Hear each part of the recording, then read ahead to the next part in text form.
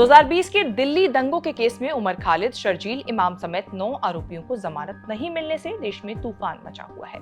उमर खालिद, शर्जील इमाम समेत तमाम आरोपी 2020 से जेल में बंद हैं। उन पर दायर केस में ट्रायल यानी मुकदमा भी आज तक शुरू नहीं हुआ, लेकिन जमानत भी नहीं मिली है। दिल्ली हाई कोर्ट से जमानत की अर्जियां खारिज होने के बाद एक सेक्शन है कि जो ये सवाल उठा रहा है कि जेल में 5 साल से बिना सजा के दिन काट रहे उमर खालिद और शर्जील इमाम के साथ अन्याय क्यों हो रहा है।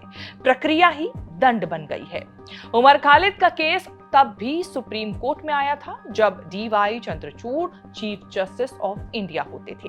चंद्रचूड़ पर यह आरोप लगता रहा कि उमर खालिद के साथ न्याय नहीं किया।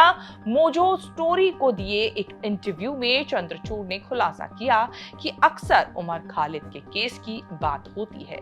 नैरेटिव ऐसे बनता है कि देरी जजों की वजह से हो रही है। पूर्व चीफ जस्टिस ने खुलासा किया कि कम से कम 7 बार उमर खालिद के वकीलों ने ही सुनवाई के लिए आगे की तारीखें मांगी थी और आखिरकार जमानत याचिका वापस ले ली गई।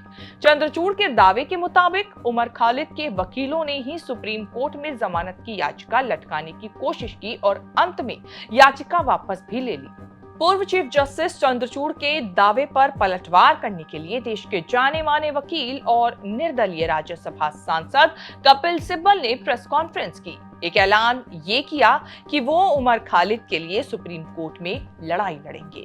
सिब्बल ने कहा कि उमर खालिद की जमानत याचिका खारिज करना संविधान के अनुच्छेद 21 का उल्लंघन है।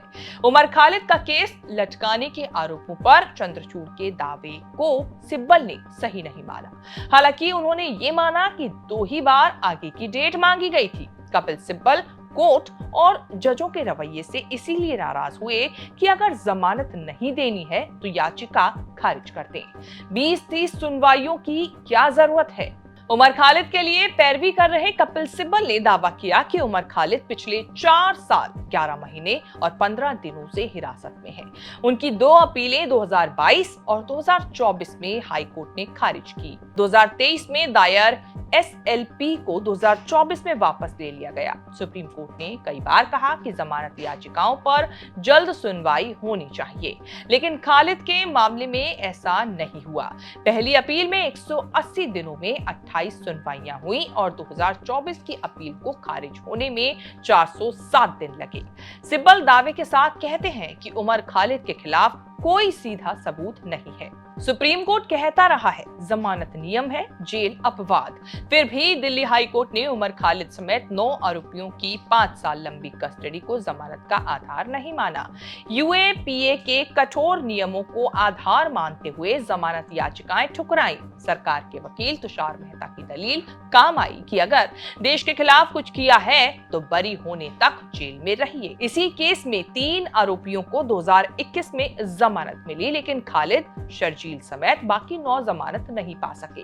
2016 से उमर खालिद विवादों और कोर्ट कचहरी के चक्कर में फंसे हैं। पहले जेएनयू में देश विरोधी नारे लगाने के आरोप में गिरफ्तारी हुई।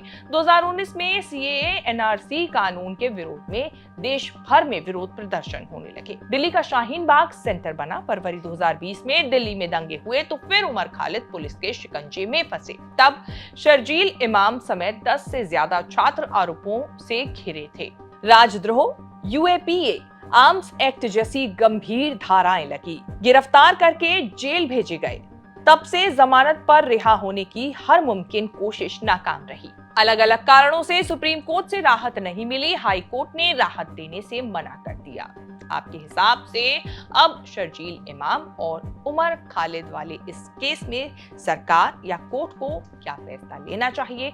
इस रिपोर्ट को लेकर आपकी क्या राय है? हमें कमेंट करके जरूर बताएं और इस तरह की खबरें आगे भी देखने के लिए बने रहें न्यूज़ तक के साथ।